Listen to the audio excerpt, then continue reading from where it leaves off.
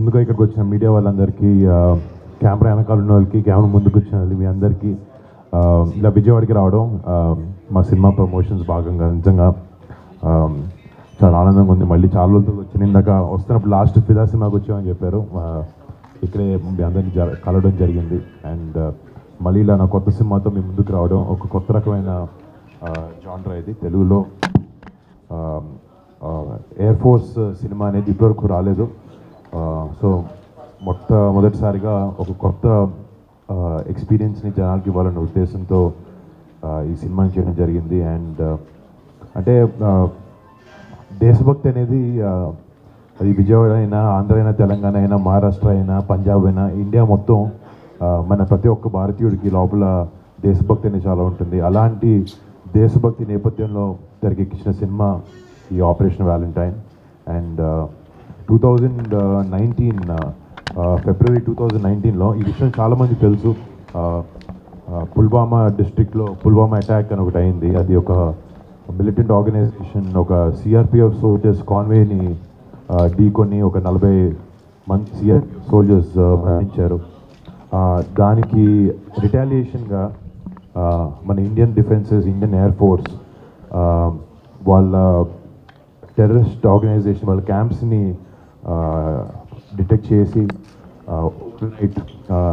ఎవ్వరికి తెలియకుండా చాలా చాలా సీక్రెటివ్గా బాలకోట ఎయిర్ స్ట్రైక్ అని ఒకటి చేయడం జరిగింది. దాంట్లో వెళ్ళి ఆల్మోస్ట్ ఒక 300-400 మంది మిలిటెంట్స్ని డిస్ట్రాయ్ చేశారు, వాళ్ళ క్యాంప్స్ని డిస్ట్రాయ్ చేశారు. దాని తర్వాత పొలిటికల్గా లేకపోతే మీడియా ద్వారా చాలామంది వేరే దేశం వాళ్ళు ఇది జరగలేదు, ఇండియా వచ్చి ఒక ఖాళీ క్యాంప్లో బాంబ్స్ చేసి వెళ్ళిపోయింది అని చెప్పి న్యూస్ని చాలా వరకు ఏంటంటే డైల్యూట్ చేశారు. బట్ మన భారతదేశంలో ఉండే పౌరులందరికీ, మన డిఫెన్సెస్కి తెలుసు, మన సోల్జర్స్కి జరిగిన ఆ ఇన్సిడెంట్, ఆ బ్లాక్ డే ఏదైతే అనుకుంటున్నాము 14 ఫిబ్రవరి, దానికి రిటాలియేషన్గా బయట వాళ్ళు ఎన్నైనా చెప్పుకోవచ్చు, డీప్ డౌన్ వాళ్ళకి తెలుసు ఇండియా ఒక గట్టి ఆన్సర్ దానికి ఇచ్చింది. కానీ జనరల్ సిటిజన్స్ లాగా మనందరికీ మీలాంటి న్యూస్లో పనిచేసే వాళ్ళు, మీడియా హౌసెస్ అందరూ చాలా వరకు ఇన్ఫర్మేషన్ని జనాలకి తీసుకురావడానికి ట్రై చేశారు, చెప్పారు.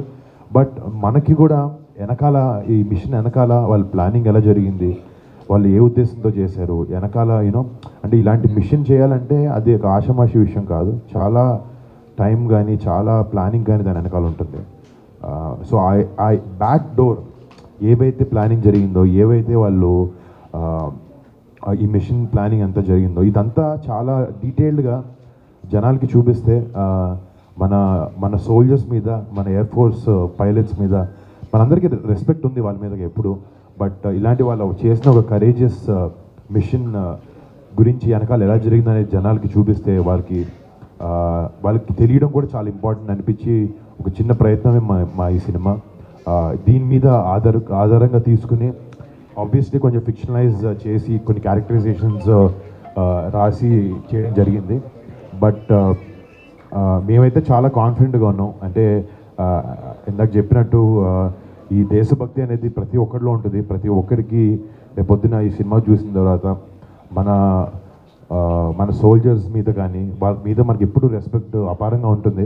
బట్ ఈ సినిమా చూసిన తర్వాత మళ్ళీ వాళ్ళు చేసే గొప్ప పనుల్ని, వాళ్ళు చేసే గొప్ప త్యాగాల్ని మనం ఒకసారి గుర్తు చేసుకుని మనసంతా దేశభక్తితో, ధైర్యంతో, వాళ్ళ మీద రెస్పెక్ట్తో మన థియేటర్ బయటకు వస్తారని ఒక ఆశతో ఈ సినిమాని చేసాం.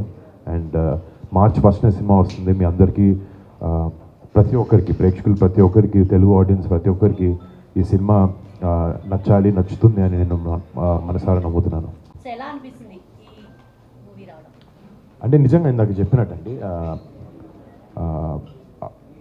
చాలా అదృష్టంగా ఫీల్ అవుతాను. ఎందుకంటే కొన్నిసార్లు ప్లాన్ చేస్తే జరగవు ఇలాంటివి. ఇప్పుడు ప్రేమ కథలు లేకపోతే కమర్షియల్ సినిమాలు, మంచి ఫైట్లు ఉన్నవి అప్పుడప్పుడు అందరు హీరోలు చేస్తూ ఉంటారు. నేను కూడా చేశాను అలాంటివి. ఇప్పుడు F2 లాంటి సినిమాలు కానీ, ఫిదా లాంటివి, తొలి ప్రేమ కానీ, కథలు. కంచె తర్వాత నాకు అంటే ఒక యాక్టర్గా అన్నీ ప్రయత్నించాలి, అన్నీ ట్రై చేయాలని ఒక ఆశ, ప్యాషన్ నాకు ఉంది. కానీ కొన్నిసార్లు ఇలాంటి నిజం కథలని జనాలకి చెప్తే కూడా చెప్పడం చాలా ఇంపార్టెంట్ అని నేను నమ్ముతాను. అండ్ ప్లస్ కథ విన్నప్పుడు నేను కూడా విన్నప్పుడు అరే ఇదేంటి నాకు ఇంత తెలిసి ఏంటి ఇంత జరిగింది వెనకాల అని ఒక ఆశ్చర్యం నాకు అనిపించింది. అప్పుడు అనిపించింది నేను చేయాలి సినిమా, జనాలకు తెలియాలి. ప్లస్ కొన్నిసార్లు ఒక కథ ఇలాంటి ఇన్సిడెంట్ని వెనకాల ఏమైందని చెప్పాలన్న ఆశతో పాటు కథలో కమర్షియల్ వైబిలిటీ కూడా ఉండాలి. థియేటర్కి జనాలు పొద్దున్న టికెట్ వచ్చి చూస్తున్నారు అంటే వాళ్ళని ఎంటర్టైన్ కూడా చేయగలగాలి. అంటే ఎంటర్టైన్మెంట్ ప్రతి సినిమాలో ఫామ్ డిఫరెంట్గా ఉంటుంది. దీంట్లో దేశభక్తి అనేది లేకపోతే ఏరియల్ సీక్వెన్సెస్ అనేది చాలా ఆసక్తికరంగా ఉంటాయి. సో అంటే యాక్చువల్గా సార్ ఈ మూవీ ఏదైతే ఉందో ఆపరేషన్ వాలంటీర్, ఆ స్టోరీ విన్నప్పుడు మీకు ఏమనిపించింది? అంటే ఒక ఏదైతే పుల్వామా దాడులు ఉన్నాయో యాక్చువల్గా అది అందరికీ కూడా తెలియదు, పబ్లిక్ ఎవ్వరికి కూడా ఈ స్టోరీ గురించి కానీ దాడులు జరిగాయని తెలుసు కానీ క్లారిటీ లేదు. సో ఇలాంటి ఒక క్లారిటీతో కూడుకున్నటువంటి ఒక స్టోరీ మీరు విన్నప్పుడు, ఇలాంటి స్టోరీని నేను ప్రజెంట్ చేయాలి అనుకున్నప్పుడు మీకు ఏమనిపించింది? స్టోరీ విన్నప్పుడు ఏమనిపించింది? అంటే నిజంగా చాలా ఎక్సైట్ అయ్యాను విన్నప్పుడు. అంటే ఒక కథగా నిజంగా ఏమైంది అనేది పక్కన పెడితే ఒక కథగా ఒక యాక్టర్గా ఒక స్క్రిప్ట్ విన్నప్పుడు కథలో ఉండే ఎమోషన్స్ కానీ లేకపోతే కథలో ఉండే క్యారెక్టరైజేషన్స్ కానీ కథలో ఉండే సీక్వెన్సెస్ దాన్ని డిజైన్ చేసుకునే విధానం కానీ అవి చాలా ఎక్సైట్మెంట్ ఇచ్చినాయి నాకు. వాటితో పాటు ఒక మంచి స్టోరీ, ఒక నిజం కథ, మన భారతదేశంలో మనలాంటి పౌరుల్లో మనలాంటి ఒక మనిషి మన బార్డర్కి వెళ్ళి మనని సురక్షితంగా ఉండడానికి చూడాలనుకునే ఒక సోల్జర్ ఆ కథ చెప్పాలని నాకు నిజంగా ఇన్స్పిరేషన్ అనిపించింది. నిజంగా చాలా ఇన్స్పైర్ అయ్యాను యాక్చువల్లీ కథ విని బాగుంది లేదు ఇన్ని క్యాలిక్యులేషన్స్ మనసుకి నచ్చింది చాలా కథ. అండ్ ఇందాక చెప్పినట్టు అవకాశం చాలా అరుదుగా దొరుకుతుందని చెప్పాను. ఈ క్యారెక్టర్ చేయడానికి అక్కడ జరిగినటువంటి ఇన్సిడెంట్స్ కానీ వాటి గురించి తెలుసుకునే ప్రయత్నం కానీ సో పర్సనల్ గా కూడా చేశారా? అంటే మేము ఫస్ట్ నుంచి ఒక ఇలాంటి సినిమా పర్టిక్యులర్గా మన ఆర్మ్డ్ ఫోర్సెస్ మీద, మన ఎయిర్ ఫోర్స్ అని, ఆర్మీ కానీ, బిఎస్ఎఫ్ లేకపోతే మన నేవీ, వాళ్ళు మనందరికన్నా ఎంతో గొప్ప వ్యక్తులు వాళ్ళందరూ. లేకపోతే మనందరం ఎంత కాదనుకున్న మన పని, మన ఫ్రెండ్స్, మన ఫ్యామిలీ చూసుకుంటాం. బట్ వాళ్ళందరూ భారతదేశంలో మొత్తం 130 కోట్ల మంది వాళ్ళ సొంత ఫ్యామిలీ అని అనుకునే ఉద్దేశం లేకపోతే అనుకునే థాట్ వాళ్ళకు ఉంటేనే వాళ్ళ ఫ్యామిలీని దూరంగా పెట్టి మన ఫ్యామిలీస్ కోసం మన కోసం కష్టపడుతూ సాక్రిఫైస్ చేస్తూ బార్డర్లో వెళ్ళి మన కోసం ఫైట్ చేస్తారు. సో డెఫినెట్గా అదైతే అనిపించిందండి. సో ఇంత వాళ్ళకు ఒక ట్రిబ్యూట్ లాగా ఇవ్వాలనే ఉద్దేశంతో మేము స్టార్ట్ అయ్యాం కాబట్టి వాళ్ళ గురించి మనకు ఇన్ఫర్మేషన్ ఎయిర్ ఫోర్స్ గురించి కూడా అంతంత తెలీదు. సో మేము ఫస్ట్ నుంచి ఏంటంటే మీ మీద మేము సినిమా చేస్తున్నప్పుడు, మీ గురించి చేస్తున్నప్పుడు మిమ్మల్ని మంచి ఉద్దేశంలో చూపించాలనే ఉద్దేశం మాకుంది. సో ఫస్ట్ నుంచి మేము ఏం చేసామంటే స్క్రిప్ట్ని మినిస్ట్రీ ఆఫ్ డిఫెన్స్కి, ఇండియన్ ఎయిర్ ఫోర్స్కి మేము పంపించడం జరిగింది. అండ్ వాళ్ళు మొత్తం ఒక స్క్రూటినీ చేసి చూసుకుని అంటే వాళ్ళని కరెక్ట్ విధంగా చూపిస్తున్నామా లేదా అనేది కూడా చాలా ఇంపార్టెంట్. అండ్ మాకు అది చాలా ఇంపార్టెంట్. సో వాళ్ళకి పంపించిన తర్వాత వాళ్ళు చూశారు. ఒక ఫస్ట్ వచ్చినప్పుడు చిన్న మైన్యూట్ చేంజ్ చేసాం. అంటే వాళ్ళ ఎయిర్ బేస్లో మేము ఇలా చేయము మనం ఊహించుకొని కొన్ని సినిమాటిక్ కోసం రాసుకుంటాం. బట్ వాళ్ళు చెప్పిన తర్వాత మాకేం అలాంటి అబ్జెక్షన్స్ లేవని చెప్పి మేము మార్చడం జరిగింది. దాని తర్వాత వాళ్ళకి స్క్రిప్ట్ నచ్చితే వాళ్ళని మంచి దానిలో లైట్లో చూపిస్తే వాళ్ళు ఏంటంటే రియల్ ఎయిర్ బేసెస్లో షూట్ చేసే అవకాశం కూడా ఇస్తారు. మాకు ఒక 40 రోజుల వరకు గ్వాలియర్ బేస్ అని ఉంది. అది ఇండియాలో ఉన్న ఎన్నో ఎయిర్ బేసెస్లో one of the most busiest air base అనమాట. సో రోజు ఒక 40-50 టేక్ ఆఫ్ ల్యాండింగ్స్ అవుతూ ఉంటాయి. చాలా బిజియెస్ట్ ఎయిర్ బేస్ అది. సో అక్కడ పర్మిషన్ అక్కడ ఇచ్చినప్పుడు real life air force pilots చాలామందిని ఎన్నో గొప్ప వాళ్ళ పేర్లు అని నేను చెప్పలేను, బట్ వాళ్ళందరినీ కలవడం ఆ అదృష్టం నాకు దొరికింది. నాకు కూడా ఈ క్యారెక్టర్ ప్లే చేసినప్పుడు నేను ఎంతైనా ఊహించుకోవచ్చు ఈ క్యారెక్టర్ పేపర్ మీద మేము రాసిన విధానానికి ఇలా చేయొచ్చు అని. ఫిబ్రవరి 14th కూడా మీరు వెళ్ళి కలవడం అయితే జరిగింది. సో పర్సనల్గా అంటే మూవీని పక్కన పెడితే అసలు వాళ్ళని వెళ్ళి వాళ్ళ కుటుంబాలను కలవడం అనేది ఇది మామూలు విషయం కాదు. సో ఎలా అనిపించింది అప్పుడు? అంటే నిజంగా అదొక చాలా ఎమోషనల్ మూమెంట్ అనమాట నాకు, మా టీం అందరికీ. అంటే కొన్నిసార్లు సినిమా ప్రమోషన్స్కి వెళ్తున్నామా లేకపోతే నిజంగానే మనకి లోపల నుంచి వెళ్తున్నామా అని ఒక ఆలోచించినప్పుడు నాకు వెళ్ళి అనుకుంటారేమో అని ఒక మొహమాటం ఉండింది. సినిమా కోసం వెళ్తున్నాం కాబట్టి. కానీ వాళ్ళని గొప్ప లైట్లో చూపించాలి, వాళ్ళ సాక్రిఫైసెస్ని చూపించాలన్నప్పుడు వాళ్ళ దగ్గరికి వెళ్ళి నివాళులు అర్పించుకోవడంలో నాకు మనసు లోపల నుంచి తప్పని అనిపించలేదు. అండ్ ఇలాంటి సినిమా తీసినందుకు నాకు చాలా గర్వంగా కూడా అనిపించింది మన రియల్ హీరోస్ మీద సినిమాలు చేసినప్పుడు. అండ్ డెఫినెట్గా ఆ కుటుంబ సభ్యులను కలిసినప్పుడు కానీ ఇది ఒక రకమైన నిజంగా ఒక ఎమోషనల్ మూమెంట్ నాకు మా టీం అందరికి అక్కడ. టైటిల్ గురించి చెప్పండి. Operation Valentine. ఆపరేషన్ అసలు డిఫరెంట్ అన్నమాట. సో ప్రేమ అనేది వచ్చింది ఈ ఆపరేషన్లో. సో ఎలా ఉండబోతుంది? అండ్ శక్తి గారు ఇంతకుముందు పలాస చేశారు. సో డిఫరెంట్ యాంగిల్తో వస్తున్నారు. మీరు అడగండి, ఒక్కొక్కటి అడగండి అంటే మర్చిపోతానని కూడా. ఫస్ట్ అంటే ఆపరేషన్ వ్యాలంటైన్ ఇందాక మీరు చెప్పినట్టు 14 ఫిబ్రవరి ఈ పుల్వామా అటాక్ జరిగింది. సో ఐ మీన్ రియల్ నిజంగా జరిగినప్పుడు వాళ్ళకి ఆపరేషన్ పేరు పెట్టుకున్నారు. బట్ మాకు ఆబ్వియస్లీ కొన్ని రియల్ పేర్లు ఎన్ని వాడకూడదు, వాటికి మాకు క్లియరెన్స్ లేదు. బట్ ఆ ఇన్సిడెంట్ ఏదైతే జరిగిందో 14 ఫిబ్రవరి అది వ్యాలంటైన్స్ డే అవ్వడం, ఆ రోజు మనందరం ప్రపంచం దేశం మొత్తం వ్యాలంటైన్స్ డే అంటే గర్ల్ ఫ్రెండ్ లేకపోతే అలాంటివి అలా జోన్లో సెలబ్రేట్ చేసుకుంటూ ఉంటాం. బట్ దాన్ని ఆ పుల్వామా అటాక్ తర్వాత ఒక బ్లాక్ డేగా మార్క్ అయింది. సో దానికి రిటాలియేషన్ ఇండియా ఏదైతే ఇచ్చిందో అది 12 రోజుల్లో 1 వీక్ 10 డేస్ గ్యాప్లో. సో బేసిక్లీ ఈ ఆపరేషన్ అది ఏంటంటే మనం ఆ మిలిటెంట్ ఆర్గనైజేషన్స్కి ఇచ్చే వ్యాలంటైన్ డే రిటర్న్ గిఫ్ట్ అనమాట సినిమాలో. సో అందుకు ఆపరేషన్ వ్యాలంటైన్ అని పేరు పెట్టడం జరిగిందండి. సినిమాలో మీరు కాస్ట్ సిస్టమ్ గురించి ఒక పెద్ద డైలాగ్ అది అందరినీ చాలా ఆకట్టుకుంది.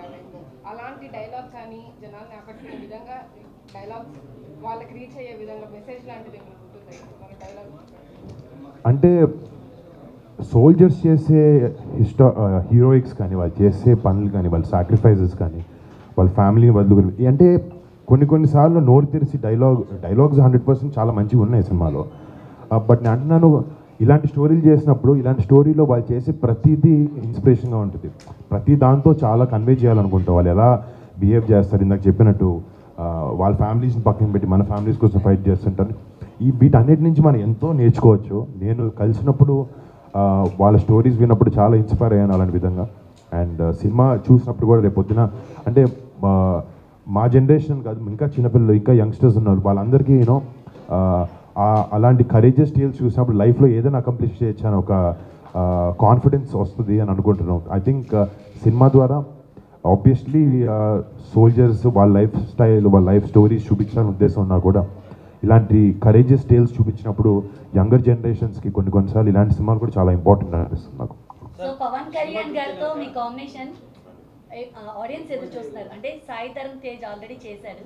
సో మీ కాంబినేషన్ వస్తే బాగుంటుందని మీ ఫ్యాన్స్ అటు పవన్ కళ్యాణ్ ఫ్యాన్స్ ఎదురు చూస్తున్నారు. వాళ్ళకి ఎప్పుడైనా న్యూస్ చెప్పబోతున్నారా? అంటే ఏది లేదండి. బట్ నాకు కూడా చాలా ఇంట్రెస్ట్ ఉంది ఆ విషయం చేయాలని. బట్ ప్రస్తుతానికైతే ఏది ఎవరి కథ చెప్పడం జరగలేదు. బట్ తేజ్ చేసేది అది బాగా ఆడింది and we're very happy for that. Sir cinema చూస్తే ఒక భారీ బడ్జెట్ సినిమా మీరు చెప్పేదాని ప్రకారం మరి డైరెక్టర్ ఏమో మరి కొత్త కొంచెం డైరెక్టర్ అని చెప్పుకోవాలి, ఎలా డీల్ చేస్తారండి? అంటే నేను నమ్మేది ఏంటంటే ఏ ఇండస్ట్రీలో అయినా యంగ్ టాలెంట్ యంగ్ బ్లడ్ ఎప్పటికప్పుడు వస్తూ ఉంటే ఒక స్టీరియోటైప్ అవ్వకుండా కొత్త ఐడియాస్తో ముందుకు ఆ ఇండస్ట్రీ ముందుకు కదులుతూ ఉంటుంది. అది ఎప్పుడూ టైం చూసిన ఈరోజు మీరు చూసిన వెటరన్స్ కూడా ఒక టైంలో వాళ్ళు యంగ్ జనరేషన్ యంగ్స్టర్స్ అనమాట. కానీ ఒక డైరెక్టర్ని కలిసినప్పుడు కొత్త డైరెక్టర్ని కలిసినప్పుడు కథ ఎంత బాగా రాశాడు ఇవన్నీ పక్కన పెడితే తనకు ఒక ప్యాషన్ ఉంటుంది, డైరెక్షన్ మీద ప్యాషన్ ఉంటుంది.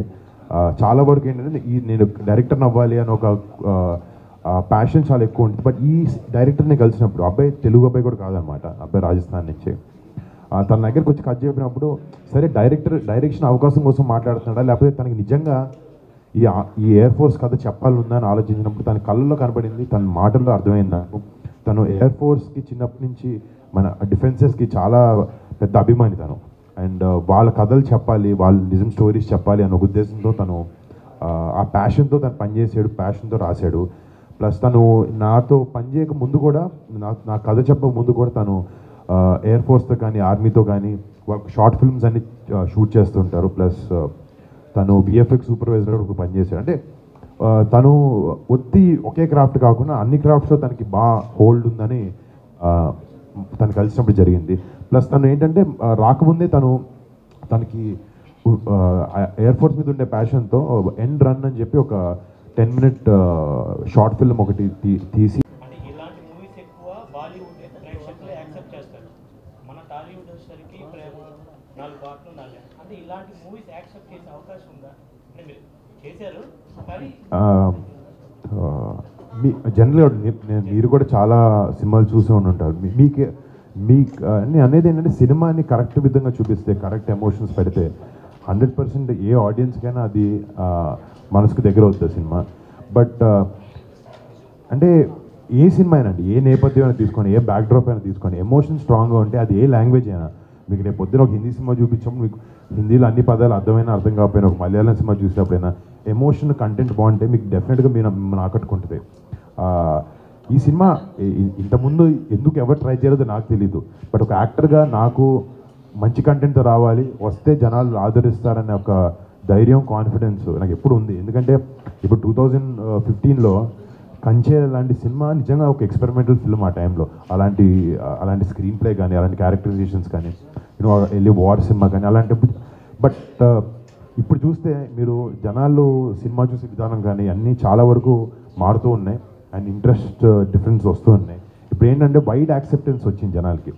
బట్ అల్టిమేట్గా అది ఓ 20-30 ఏళ్ళ క్రితంకి వెళ్ళినా లేకపోతే ఇంకో 10 ఏళ్ళ తర్వాత అయినా కూడా ఎమోషన్ అనేది సినిమాలో గట్టిగా ఉంటే, బలంగా ఉంటే ఏ సినిమా అయినా జనాన్ని ఆకట్టుకోగలుగుతుంది. అండ్ అలాంటిది ఈ సినిమాలో టన్నుల్లో ఉంది ఎమోషన్. అది రేపొద్దున అందరికీ డెఫినెట్గా కనెక్ట్ అవుతుందని అనుకుంటున్నాను. మీరు చెప్పండి. ఓటీటీ కోసం ఏమైనా వెబ్ సిరీస్ ప్లాన్ చేస్తున్నారు? అంటే ఇంకా అందరూ వచ్చేసారు ఆల్రెడీ ఓటీటీలో. అవునండి. అంటే ప్లానింగ్ అదే ఇందాక చెప్తాను కదండి, ఇండస్ట్రీలో లేకపోతే ప్లాన్ బట్టి ఏది జరగదు. సిచ్యువేషన్ బట్టి ఏదన్నా నిజంగా రావాల్సిన టైంకి మంచి కథ వస్తే అది ఓటీటీ అయినా, ఏ స్పేస్ అయినా. ఇప్పటివరకు ఎవరు అప్రోచ్ అవ్వలేదా? అవ్వలేదు. ఆ డిస్కషన్ జరిగినాయి కానీ అంత నచ్చినవి రాలేదు. సో చేస్తే కూడా మంచి ఇంపాక్ట్ఫుల్. నేను మల్టీ స్టార్ మీరు అడిగితే నేను చేశాను కదండి, గట్టిగా 2 చేశాను కదా. నేను 12 సినిమాలు చేసి అంత 2 చేశాను. బట్ అదే ఎగ్జాక్ట్లీ ఇప్పుడు మల్టీ స్టారర్స్కైనా, ఓటీటీస్కైనా మీరు ఇందాక ఎవరైనా పర్టికులర్ యాక్టర్తో సినిమా, అది బాబాయ్ గారితో అన్నారు, లావణి గారితో. దీని వెనకాల కథే ముఖ్యం. అదే కథే ఇప్పుడు ఒక స్క్రిప్ట్ వెనకాల మీ పేరు రాస్తుంటుంది అంటారు. రేపు పొద్దున అలా రాసుకుని మన దగ్గర రావాలి, త్వరగా స్క్రిప్ట్ రావాలని కోరుకుంటున్నాను.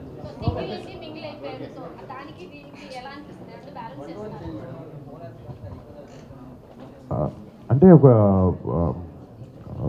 డిఫరెన్స్ పెద్ద ఏం లేదు. ఎందుకంటే మేము బాగా ఒక 5-6 ఏళ్ళ నుంచి మాకు ఇద్దరు పరిచయం ఉంది కాబట్టి పెద్ద డిఫరెన్స్ లేదు. ఇద్దరు ఫ్రెండ్స్లో ఉన్నాం, ఇప్పుడు ఒకే ఇంట్లో ఉంటున్నాం అంతే. థ్యాంక్ యూ అందరికీ.